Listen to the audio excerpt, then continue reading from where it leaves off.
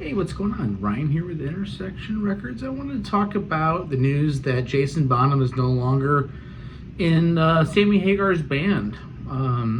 Last summer they did a Best of All Worlds tour featuring Sammy Hagar, Joe Satriani, Michael Anthony, and Jason Bonham on drums, celebrating the Van Hagar era, if you will, of Van Halen.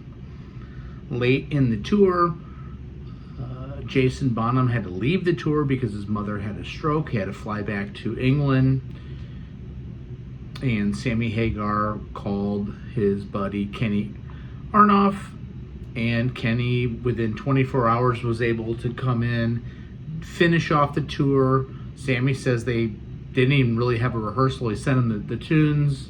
They practiced in the morning before the Cincinnati gig, and Sammy says he nailed the show, 90% of the show, and by the next night was able to do it.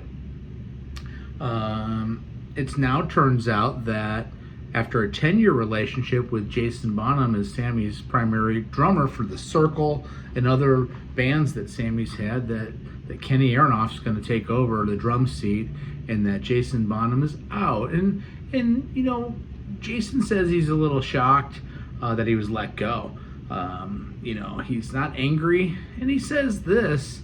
He says he's speaking to Classic Rock magazine, Ultimate Classic Rock magazine. I was trying to answer fans, really, because they keep asking me, why aren't you involved in the new thing that they're recording? And let me stop there and say, there's been pictures of Hagar, Satriani, and Michael Anthony, along with Kenny Aronoff, in the studio working on some studio material. Fans are asking, why are you not in these pictures in the studio? And he says that, why aren't you involved in the new recordings? And they're saying, aren't you doing it again? And he said, I was let go by Sammy. He said, Sammy rang me up. He asked about my mom, but then he said, I'm not gonna do much next year, blah, blah, blah, and I'm going to go with Kenny. He said, I was a little shocked. I must say, I'd be lying to you if I wasn't a little sad, because we were on fire at the end of the tour. I got a little upset. That was strange after 10 years of being with him. Despite this, he says he's learned a lot from the legendary rocker Sammy Hagar. I don't wish him any ill. I still speak to him. Honestly, the guy has taught me so much about the business, about being positive. I'm an English guy. I can be really negative half the time, even if the sun is shining, but it could rain. He really helped me in that aspect, big time, and business sense, and never taking no for an answer, always believing in yourself. So yeah, I had a great 10 years.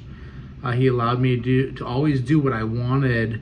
When my thing would get busy, he'd always give me space. I couldn't ask for more. Again, Kenny Aronoff is a drummer. Started his career with John Cougar. Some of the huge, Jack and Diane hits, signature drumming. He's worked with literally everybody in the business, from playing drums with Jefferson Airplane on reunion tours to playing for years with John Fogerty. Really, he's a guy that is a learned musician. I think he went to the University of Indiana where he studied music. He can read charts. He's a session guy. He's literally played with everybody.